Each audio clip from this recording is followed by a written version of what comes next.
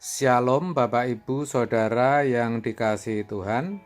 Seri pengajaran hari ini berjudul Kebersamaan. Saudara, setelah kita mengerti bahwa ibadah yang sejati bagi umat perjanjian baru itu dengan cara mempersembahkan tubuh atau seluruh hidupnya sehari-hari, maka bukan berarti gereja tidak diperlukan lagi, atau kita tidak perlu lagi beribadah di gereja. Bukan, saudara, bukan begitu. Tetapi tetap saja ibadah di gereja diperlukan. Saya katakan demikian bukan karena saya hamba Tuhan, lalu takut kehilangan jemaat dan gereja menjadi kosong. Bukan, saudara. Tetapi memang ibadah berjemaat itu juga dicontohkan oleh jemaat mula-mula. Kisah Para Rasul 2 ayat 46 jelas mengatakan demikian. Dengan bertekun dan dengan sehati, mereka berkumpul tiap-tiap hari dalam bait Allah. Mereka memecahkan roti di rumah masing-masing secara bergilir dan makan bersama-sama dengan gembira dan dengan tulus hati. Ayat ini sangat jelas mengatakan bahwa mereka, jemaat pertama itu berkumpul bahkan tiap-tiap hari di bait Allah. Untuk apa? Di ayat sebelumnya dikatakan untuk bertekun dalam pengajaran para rasul dan dalam persekutuan, untuk berdoa, ayat 42. Juga untuk memuji Allah, ayat 47. Jadi jelas, saudara, mereka di bait Allah itu untuk beribadah. Semua itu menunjukkan kepada kita bahwa ibadah berjemaat memang dibutuhkan.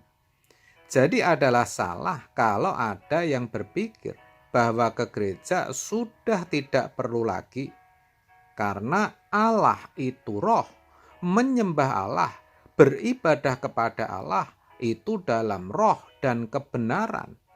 Ibadah yang benar adalah gelar hidup sehari-hari. Jadi tidak perlu lagi ke gereja. Mendengar firman juga bisa melalui ibadah live streaming via YouTube atau televisi.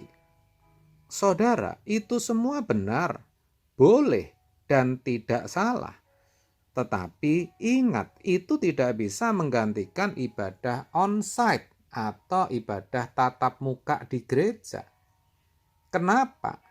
Karena ketika kita beribadah di gereja, kita bisa bertemu dengan saudara-saudara seiman kita. Faktanya demikian. Di sana kita bisa menjalin kebersamaan dan kesatuan, sehingga beroleh kekuatan. Ibarat sebatang lidi yang mudah dipatahkan, akan jadi kuat dan tidak mungkin bisa dipatahkan ketika berada dalam satu ikatan yang berupa sapu lidi. Demikian juga, arang yang menyala akan lebih mudah padam dibandingkan ketika berada di tungku bersama dengan kobaran api, arang-arang yang lain. Terkait akan hal itu, dalam Kisah Para Rasul 2 ayat 44-45 dikatakan demikian. Dan semua orang yang telah menjadi percaya tetap bersatu, dan segala kepunyaan mereka adalah kepunyaan bersama. Dan selalu ada dari mereka yang menjual harta miliknya, lalu membagi-bagikannya kepada semua orang sesuai dengan keperluan masing-masing. Perhatikan, dikatakan mereka tetap bersatu dan segala kepunyaan mereka adalah kepunyaan bersama. Itu artinya ada kebersamaan. Kebersamaan menjadikan orang tidak lagi egois.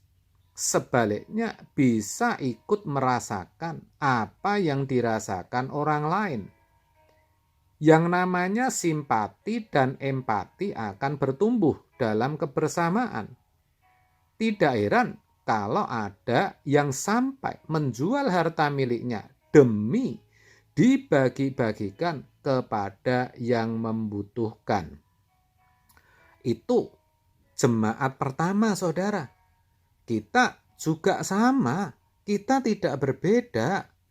Ketika kita beribadah di gereja, selain kita bisa lebih fokus, dalam arti tidak terganggu ketika kita berdoa, memuji Tuhan, dan mendengarkan firman, kita juga bisa membangun fellowship atau kebersamaan. Ini penting, saudara. Dalam kebersamaan, kita tidak hanya bisa saling mendoakan, tetapi juga saling memperhatikan sebagai sesama tubuh Kristus. 1 Korintus 12 ayat 25. Supaya jangan terjadi perpecahan dalam tubuh, tetapi supaya anggota-anggota yang berbeda itu saling memperhatikan. Selain itu, kebersamaan juga merupakan sarana bagi kita untuk berbagi kasih. Bagaimana kita mengaplikasikan firman yang sudah kita pelajari, mempraktekkan firman dalam kehidupan. Ibrani 10 ayat 24. Dan marilah kita saling memperhatikan supaya kita saling mendorong dalam kasih dan dalam pekerjaan baik. Saudaraku, betapa indahnya kalau hal itu bisa kita kerjakan. Itu dikatakan ayat di atas sebagai pekerjaan baik. Oleh sebab itu, dalam hidup berjemaat, kita tidak boleh cuek. Kita harus mau dan saling mengenal satu sama lain. Lebih dari itu, harus saling memperhatikan. Kalau ada saudara kita yang mengalami masalah, kita harus bisa ada bersama dia. Jangan justru orang seperti itu disalahkan atau bahkan ditinggal. Kita harus bisa jadi berkat, saudara. Sebisa mungkin kita topang minimal melalui doa. Nah, sayangnya dalam banyak kasus, kalau ada jemaat yang bermasalah justru dijauhi. Dibilang begini, begitu, dan itu sudah menjadi kesan umum sehingga yang terkena masalah sendiri biasanya menarik diri dan undur dari persekutuan. Ini yang membuat perpecahan dan ini yang banyak terjadi. Padahal itu tidak benar, itu salah. Itu namanya bukan kebersamaan, itu bukan kasih, saudara. Roma 12 ayat 15 mengatakan, bersukacitalah dengan orang yang bersukacita dan menangislah dengan orang yang menangis. Jadi jangan hanya bersama sewaktu senang saja, waktu diberkati saja. Tetapi dalam pergumulan kita pun juga harus ada dalam kebersamaan. Yang lemah harus kita kuatkan. Yang butuh pertolongan harus kita tolong. Yang tidak kuat berdiri harus kita topang. Bahkan yang sakit pun harus kita kunjungi dan doakan. Itulah kebersamaan. Sebab itu, saudara, ibadah onsite memang masih diperlukan, khususnya sebagai sarana menyatakan kehadiran dan kasih Allah.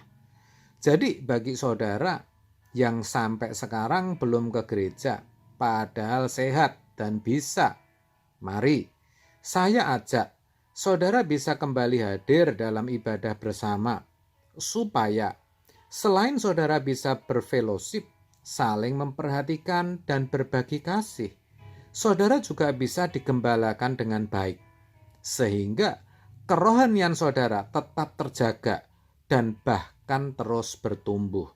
Amin. Tuhan Yesus memberkati.